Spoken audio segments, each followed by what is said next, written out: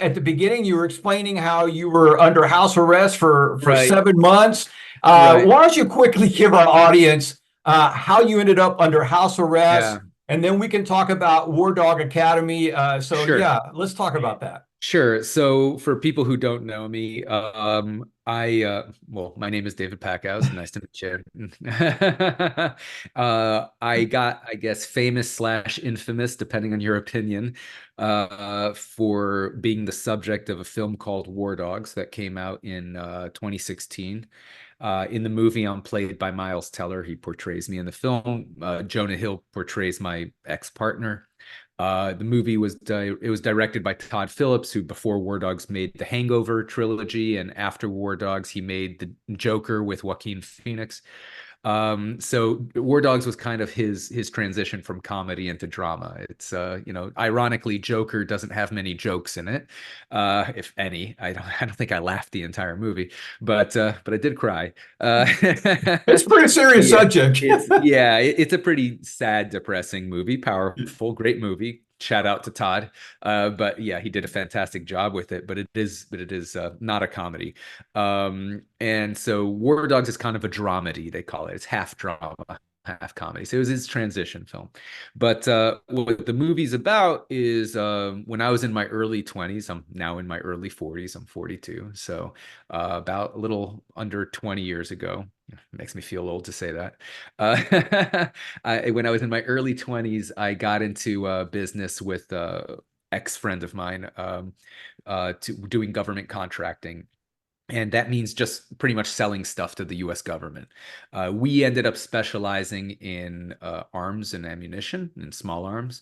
And this was back between 2004 and 2008. So this was during the height of the Iraq and Afghan wars, right after the United States invaded Iraq and Afghanistan, and they were looking to, they bombed the people there and the governments there, and decided to build up a democracy, or the goal was to build a democracy in those countries. And so part of that, they had to build a functional army and police force, and they needed a lot of weapons and ammunition and various other equipment to do that.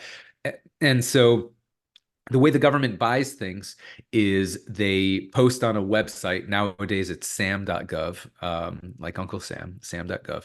And they post what they want to buy. And then everyone who is registered with the government and qualified to bid on this can submit their best offer to the government. Then the government looks at all the offers they have, and they give each one a score depending on price and reliability and delivery time and quality, and various other aspects that they care about. And then they pick the winner, award them the contract. That company gets to deliver on that contract and collect their profit margin. So my partner and I, we were, a couple of early 20-year-olds, and he learned it from his uncle, how to do this, and then started his own company. Started bidding on. He was a gun nut, so he knew the gun industry pretty well. Started bidding on ammo and small arms contracts with the federal government. Started winning a bunch of them. Started doing really well, and then I joined him, and eventually we won a $300 million contract. And this was a contract, it was one of the biggest small arms contracts ever. And we won this contract to supply the Afghan National Army with all their munitions, everything from pistol ammo up to like tank rounds and anti-aircraft rounds. Wow, that So is yeah, huge. it was enormous. Yeah, it was a massive contract.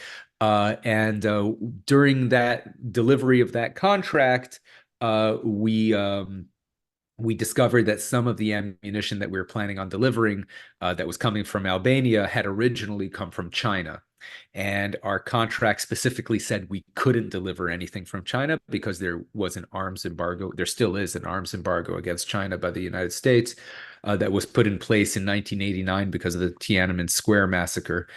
But the ammo that we were buying from Albania had originally come from China in the 70s before the embargo. So it was technically not violating the embargo, but our contract specifically said no Chinese ammo, period. Didn't mention the embargo. So at the time we thought, well, we could tell them about this, but then they might take the contract away from us because we're not fulfilling the terms of the contract. And we decided not to risk losing our $300 million contract. And we made the fateful error of deciding to have it repackaged and to hide the fact that it was Chinese ammunition. So we hired some Albanians to repackage the ammunition and put it into cardboard boxes, remove all the Chinese markings from the packaging, and deliver that. And turned out actually the Army was totally fine with it. We found out later in court, because there were emails that were released during the discovery process, that the U.S. Army knew the entire time it was originally from China, and so did the State Department. Because actually, anyone who knows the history of Albania would have known this, which we did not. We were like in our early 20s. We didn't know anything about Albania. But and the State Department, the embassy in Albania obviously did. They knew the history of Albania, that Albania was an ally of China during the Cold War and got most of their munitions and weapons from China. So they were well aware of what we were doing, but they didn't really care, because the ammo was high quality and they were getting a very, very good price for it, the best price they possibly could, which is why we won the contract. And so they kept on taking delivery on it for like a good 9 months. And then the New York Times published an article about us. And the way they found out about it was that my former partner decided he wanted to save some money, and fired the guy who was doing the repackaging for us, the Albanian guy who was changing the packaging, and he hired someone else. And that guy got stuck with $20,000 worth of boxes that he wanted us to pay him for. My partner decided he didn't want to pay him for that. That guy got really mad for losing $20,000, and he told the New York Times what we were doing. And so the New York Times opened an investigation, eventually published a front page article about us that was not very flattering. Had our mugshots on the front page next to a picture of rusty looking ammo. And the implication was that we were delivering low quality ammo, which was not true, actually. Like 99.99% of the ammo was 100% fine. We did deliver a very small quantity of ammo that had been corroded, but the Army didn't pay us for it. They rejected it. And that was the stuff the New York Times managed to get a picture of and put on the front page of the New York Times, which made us obviously look very bad. And so the Army, because of all the political scandals surrounding it, canceled our contract, and the Justice Department charged us with fraud, that we defrauded the United States by lying to them about the origin of the ammo and repackaging it to hide it. However, usually in fraud cases, restitution is based on the loss of the victim. So, and in this case, the Army not only didn't lose any money, they saved quite many millions of dollars by buying this stuff. So there was no loss to the victim. So Ephraim, my former partner, managed to keep vast majority of the money. He decided he didn't want to pay me any of it because he's a greedy asshole. Yeah, I ended up going broke to, paying lawyers to keep me out of prison. Ended up luckily I avoided prison. My lawyers were good, and I wasn't really a target. They really were just going after Ephraim. By the time they charged us, I had been out of the company for like a good 9 months, because he told me he didn't want to pay me. So I'm like, obviously I'm not going to continue working for you, and I'll see you in court. I was planning on suing him, and then they charged us with fraud. So I ended up doing just 7 months of house arrest. I got very lucky, didn't do any prison time. And while I was under house arrest, as I mentioned before, I had the idea for the Beat Buddy, which was the first product for my company, Singular Sound. And since then, we've come out with 6 other music-related products as well. So this was just the first in a line of musical products. For anyone who's curious about if there are any musicians out there, which tend to be about 1% of the population, so it is a very small market. But if there's any musicians out there who are interested in really innovative music tech products, check out singularsound.com. Singular Sound. We made the Beat Buddy, which is the world's first drum machine in the form of a guitar pedal. We also made the world's most advanced looper pedal, which allows you to be like a one-man band. You can record all the music you make and play it back in loops and add layers and that's cool. song sections. Yeah, and it talks to the Beat Buddy electronically, so it keeps all the loops in time to the beat. So it's a pretty sophisticated device. And we've made a few other products as well. I'm not going to bore the 99% of people out there who are not, potential customers for this, but for the people who this sounds interesting, check out singularsound.com. That's my the Beat Buddy actually came out. We delivered it to the first customers just a little under 10 years ago. So this September is going to Wow, be our 10th year anniversary. So that's yeah, cool. it's been quite a journey. And we just delivered InstaFloss for the first time, just like 3-4 months ago. So that's been, a long journey. As I said, we've been working on that for about 5 years. So that's very exciting. Our first mass market invention that we came out with, and these days, as you mentioned, I just literally a month ago, just started a new company called War Dogs Academy.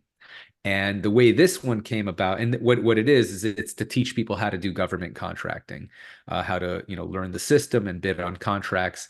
And the way this particular thing came about was ever since the movie War Dogs came out, I've had like literally hundreds, if not over 1,000. Oh, did I lose you? Oh, there you are. Oh, No, okay, okay, I there. see.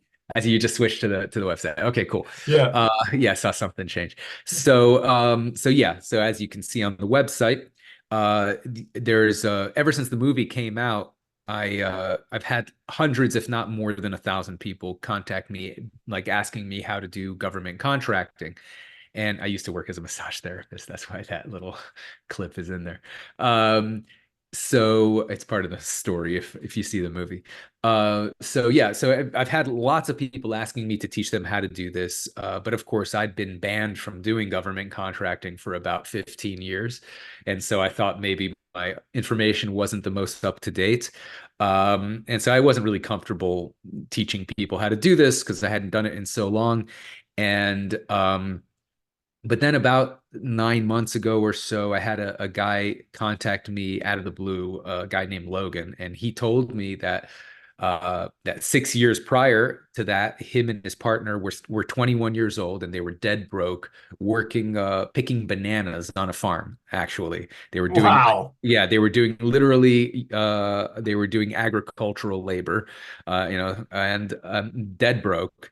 And the farm had a movie night, and one of the movies they played was War Dogs, and they thought to themselves, man, these guys are our age in the movie. If they can do this, why can't we do this? And they threw themselves into it. They got obsessed. They worked on it for like a good, year before I think they won their first contract actually in like about 3 months. But they got that first contract, they didn't make that much money. And then eventually within a year, they actually had a viable business. And then 6 years later, nowadays, they have a multi-million-dollar government contracting business, and they're multimillionaires. They're doing very well. They're flying all over the world, taking care of contracts. They ended up specializing in laundry services, out of all things. Oh, interesting. So yeah, so people think that because I was selling arms and ammunition that government contracting is all about the arms business. It's not at all. That's a tiny fraction of it. The U.S. government spends about between $6 and $7 trillion every single year. Yeah, it's insane. The defense budget alone, the Pentagon's budget, is about 800 billion, so almost $1 trillion. And they're spending this every single year, and they buy everything. They're not just buying weapons and ammo. They need to buy uniforms and boots and food and vehicles and fuel and laundry services and janitorial services and landscaping services and real estate. And the government literally buys everything because it's an organization with millions of people working for it, based all over the world. They've got, I think, army bases in something like 40 to 50 countries.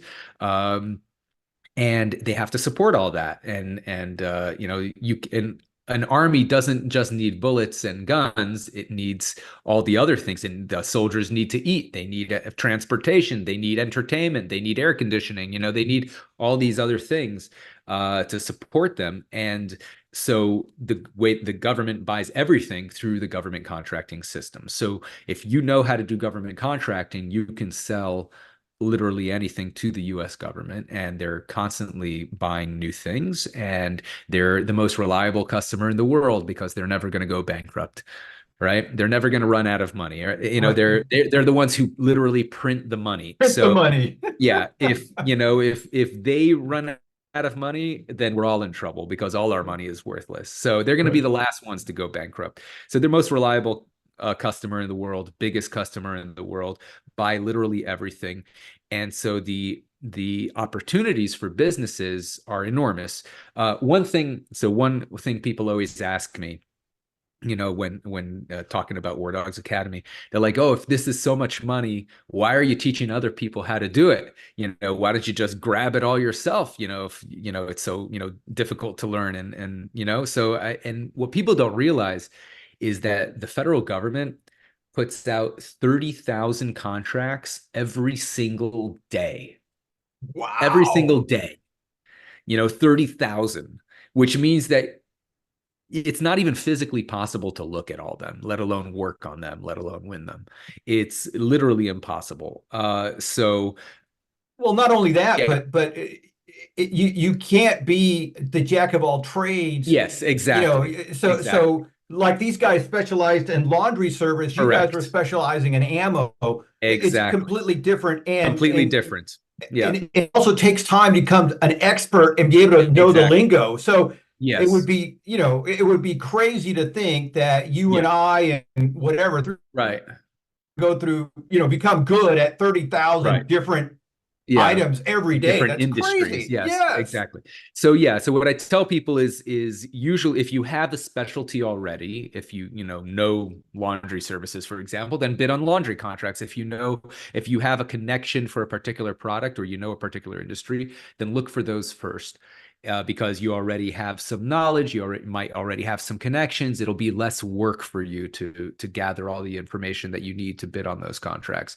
Um, but if you don't have a specialty, if you're starting literally from scratch, then you could, just throw things at the wall and see what stick. And that's what my former partners did. They'd never done a laundry service contract before in their lives. They'd never been in the laundry business. They never owned a laundromat. They just bid on a whole bunch of random things.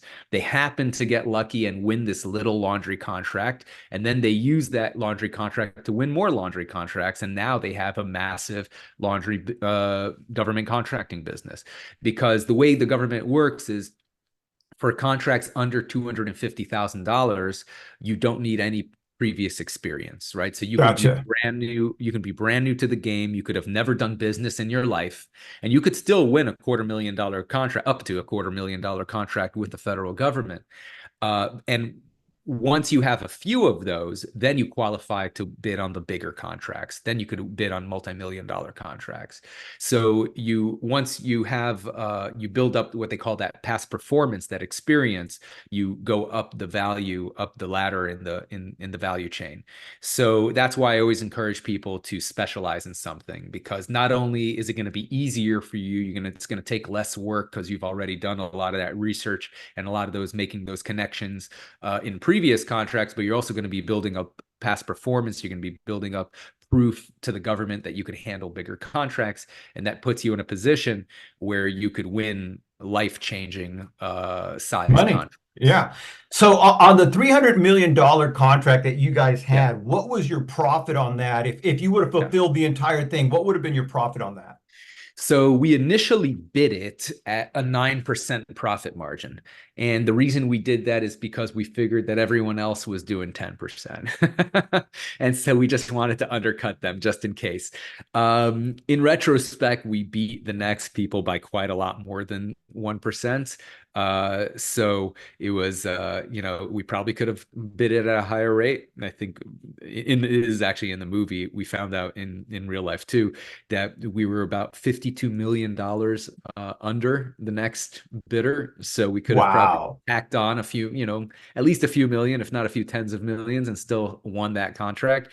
But of course, you don't know what your competition is bidding. It's illegal for the government to tell you what your competitors are bidding at, for obvious reasons. They want to get the lowest price, and so they don't want you to know what the competitors are bidding it at. But once you win the contract, and once we won the $300 million contract, what we did is we kept on looking for new sources. And you don't just stop looking for sources, you're constantly looking for new ones. And so we would find new sources, and then we would also renegotiate with the original sources. We'd tell them things like, hey, we got this new source, they're giving us a better price, do you want to be more competitive on your price, so that we still go through you. And through that whole process, we managed to knock off another 10%. So we were on average making about 20% profit margin. And so if we had delivered the full 300 million, we would have pulled in about 60 million in profit. Nice. That's excellent. So I did see the movie, and it is, I think, it's available on Netflix if you guys want to catch it there. It's either Netflix or Amazon. Yeah, it's going to And be leaving Netflix soon, so okay. catch it soon. It keeps on So, coming on and off on oh, Netflix. does it? So Yeah. it's entertaining. Congratulations, you're in the movie. That opening scene, Thank you. you know. Yeah, that's right. Yeah, I've got a little cameo. You got a cameo there, which is nice. Yeah. And also, Yeah. this is kind of cool too, because if this is accurate, so you've already mentioned you were a massage therapist. That's in the movie. Yes. And then were you trying to sell linen to assisted living centers? What was it? That part is true too. Okay.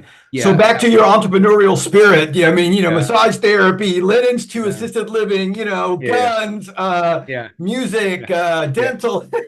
Oh yeah, I mean, I've there's quite a few other things I've done as well, but that aren't in the movie. They had to cut it for time. I was also selling SD cards on eBay. I used to have a garbage collection business when I was a kid. So yeah, I mean, there's a lot I've done. I've been an entrepreneur since I was like 6 years old, I think was my first business. It was the garbage collection business. I would take the neighbors' trash out for them, like, and charge them a quarter a week for the service. So, so that was my first in an apartment building. Right, right. That was my first business. I spent it all on ice cream, of course, Of course. yeah, but it was worth it. All right. So Yeah, okay, yeah, so here we are. It's wardogsacademy.com. correct. Warddogsacademy.com. I'll put all these links in the show notes. So Yeah. I go there, I go through the course. What can I expect? You guys walk me step by step what I need to do. Correct. And okay, and so what kind of time frame am I looking at? If I commit to this, like Logan and the other guy did, James, yeah. James, okay. So Yeah. do you have any kind of time frame? I mean, as far as like Yeah. if I start bidding on contracts every day, am I going to, obviously you don't know, but theoretically Right. it's going to take you a year or 2 years. Right. What's your time? What do you got? I will say, on average, I think if you really commit to it and work your ass off and do it full time, right? I think it's very reasonable to win your first contract within 90 days. I think it's very reasonable. My first contract I won about 6 weeks in. So I guess a bit about half that. I think I got a bit lucky. I mean, I worked my ass off too. I worked very hard. There were times when I was working 18-hour days. There was Now, wait, back up. So yeah. when you're saying you're Yeah. working 18-hour days, you're bidding 18 hours a day. No, What are you so doing? Walk me through your work day. Right. So there's different aspects to the process, right? The first thing you need to do so when you're first starting out, you need to create. If you don't have a company, you have to register a company. You have to get your registration with the federal system. You register your company with the federal system. Another thing people ask me often is if you need to be an American citizen or an American resident to do this, and surprisingly, you actually don't. You can register a foreign company with the federal system and bid as a foreign company on federal contracts, unless you're in like one of these embargoed countries like Iran or North Korea or Russia these days. But most countries, you are eligible to register your company with the federal system, and you can bid on federal contracts. Once you have all your registration done, then you start looking at Sam.Gov and you start identifying what are contracts that you are likely to win. And we go through all those criteria and how to identify that in the course.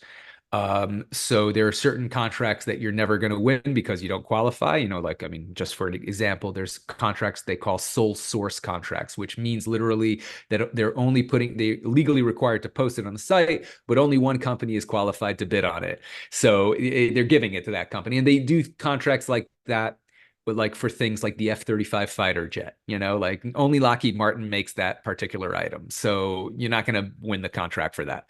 Only Lockheed Martin's qualified, right?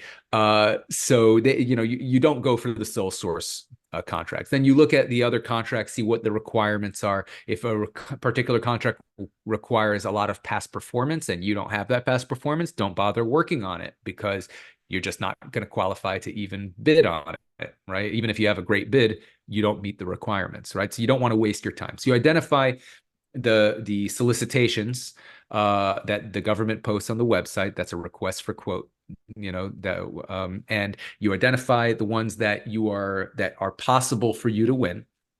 And then you organize those as which ones are the easiest to actually source. So, some things are difficult to source, some things are easier to source. There are certain contracts that ask you for 25 different items. That's obviously going to be a lot more work than for a contract that's asking you for one item, but a large quantity, right? Because you don't have to deal with 25 different sources. So you have to kind of triage what solicitations are the ones that you should be spending your time on.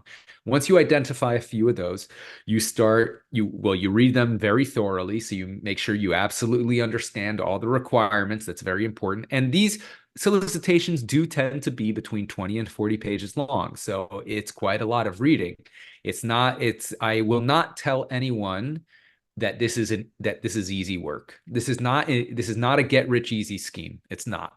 It is a get rich scheme, but it's not get rich easy. It could be quick. I'm not saying that it's going to take you years and years and years. There are plenty of cases, including myself and my partners, where they started making very serious money within the first year, very serious money. And so it's very, very possible. It's very, very doable. There's no guarantee of it, obviously, because it is kind of like a casino. You Right. don't know who you're competing against. You're gonna lose a lot, so you're gonna put a lot of bids in there, and you're gonna lose. That's just part of the game. 9 out of 10. I don't want to put a ratio on it, but I'm just pulling this number. 9 out of 10 times, very possible you're going to lose. So you put a lot of work and you get nothing for it. But then that one time you win that contract, you could make more money, as so much money that it made all those times you lost worth it. So once you read through the solicitation, right, you identify all the requirements, and each particular solicitation has its own unique requirements, and each industry has its own quirk. So for example, if you're supplying clothing, there are certain laws that they refer to in the solicitation where you need to have a certain percentage of the materials grown in the United States. A certain amount of the work to sew the clothing needs to be done in the United States. There's some transportation requirements. You can only use, if it needs to get from one American port to another, I forgot the amendment. It was the Jones Act. That was it. You have to like ship it only on like an American owned ship. There's these really nitty gritty stupid rules. I call them stupid because they're annoying, but obviously right. they were put in place there. Some politician thought it was a good idea at the time. Whether it's and this is, but, and this kind of reminds me, yeah. For example, NASA. Yeah. NASA, the first, what do you call it? The first word in NASA is national, right? Isn't it the Right. national area? Okay. National meaning they're going to source parts from nationwide. And one of the reasons they do that, politically speaking, is because they can get all the senators on, on board, right? Exactly. So the same thing is happening here. They want you to source from all these American ports or parts, or because it keeps American people working, and it's politically correct. So I can see that, but yeah, that's why they do it. Yeah. Yeah. I mean, there's obviously different elements. There's different competing interests in politics, and I mean that's why politics exists, is because there's different competing interests, right? And that's kind of all of our negotiations. The political process is the negotiation between competing interests, and so yeah, there's obviously the government wants to get the best price, but the politicians want to have their particular home turf fully employed. That those things sometimes conflict. Sometimes if you want to employ a specific, you want to employ Americans for a specific job, it's going to cost more, Now, whether that extra cost is going to be worth it to the government, that's a whole debate. But from a government contractor's perspective, you leave politics out of it. It's not your business, right? You need to just know how it affects you as a government contractor. So you do need to read the solicitation in full.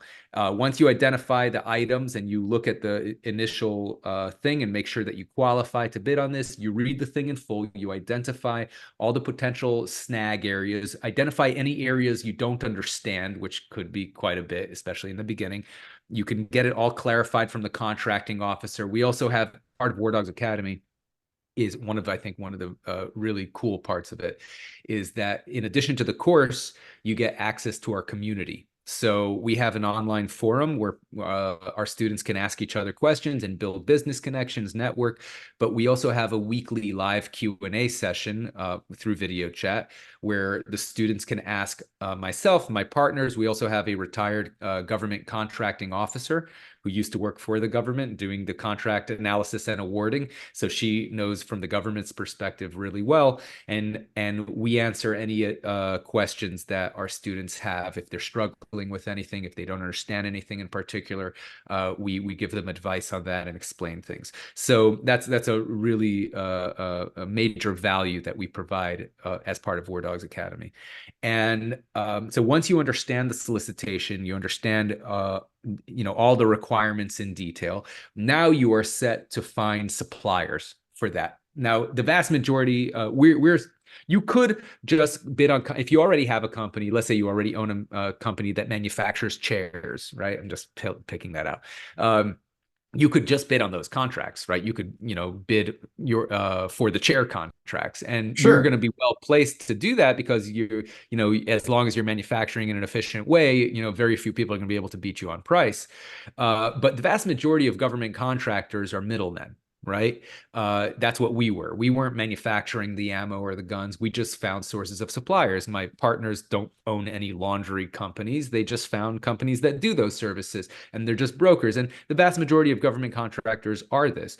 And the government is fine with that. In fact, they expect it. And the reason they're fine with brokers is because oftentimes they'll want to buy things that like they'll want like a package of things. So they'll want like 5 different items, and there isn't a single company that makes all those items. So the only single entity they can buy it with is from a broker, someone who's going to go and find those items. And oftentimes there's even situations where you can find sources of supplies that can be even cheaper than the original manufactured goods, because sometimes retailers, for example, will buy a whole bunch of clothes, and if they get stuck with it for too long, they want to get the next season's styles in, and they're willing to sell their old stock at below what they paid for it. So they're willing to lose money on it just to get rid of it, in a liquidation sale, so to speak. So the bidding system allows the government to benefit from situations like that. So the government is totally fine with middlemen, brokers, and they expect it. And there's most of the business is done in that way. So as a broker, you need to go find all the suppliers, so that you're competitive, because you're competing against other brokers, right? And you have no idea. Yeah, and you have no idea. Yeah, you could be the only person bidding on this contract, in which case you could bid it whatever you want and you'll win, right? But most of the time, you're not the only bidder on the contract. Let me ask you this real quick. Yeah, sure. So in the movie, Ephraim there's a scene where he's pretending to be a government contractor, right? And so he's actually calling one of his competitors, pretending to be in the military or whatever the scene was, saying, hey, I misplaced the paperwork. What was your bid? So was that real? Did you guys do that? I didn't do that. I like the way very specific. I did not do that, but okay. So Ephraim did that. Okay, yes, all right. Ephraim did that. I saw him do it multiple times, and it was, to me, shocking how effective it was. I don't recommend anyone do that. I don't know the legality of it. It's definitely unethical at the very minimum. At the very minimum, and I mean, think about it. If you pretend to be a military officer, that's got to be illegal. I'm sorry. I would imagine it is. I would imagine. I've never looked it up. I've never looked up the laws as far as that goes. I would imagine that it's illegal. You know, impersonating a government official. It just sounds like it's illegal. So I don't recommend anyone do that. But he did do that. And the thing that always blew my mind when he would do that is that thing that always made me, you know, I didn't understand why, is that he would never block his phone number when he would make these phone calls. He would always use his own personal cell phone, call people up and pretend to be like government officials. And I'm like, I told him, like, hey, you know, all they needed is a caller ID. And this was in 2005. So before, like, but the cell phones were super common even back then, just not the smartphones. You know, and he just didn't care. He was just like, you know, he was very smart in certain ways and very, very dumb in other ways. You know, he didn't pay the box guy. I told him to pay the box guy. I'm like, this guy knows all our dirty secrets, man. Pay him $20,000 so we can keep this $300 million contract. And he's like, nah, he's not gonna do anything. Fuck that guy. Where was this guy located in Afghanistan? He was in Albania. He was Albania. So yeah, you could see somebody. He's in Albania. What he's going to do? Because what are the chances of an Albanian national calling the New York Times, then picking up the phone and going, wow, this sounds like a good story? I mean, if you and I called the New York Times, they probably wouldn't take our call, much less from Albania. So, but you know, to me, this is a great example. You see this in business all the time where somebody is pretty smart in business, but they're socially inept or they're so greedy that their greed, you know, for $20,000 on a contract that you might make 30, 40, $50 million is nothing. It's nothing. You know, if anything, you should have paid the guy $40,000 to keep his mouth shut, right? I told him to do that. I told him for $20,000, you got 7 months, and he got what? He went 4 or 5. He did 4 years in prison. He probably would have gotten much less than that, but he committed a second crime while awaiting sentencing for the first one. So he invalidated his plea agreement. He pled guilty, just like I did.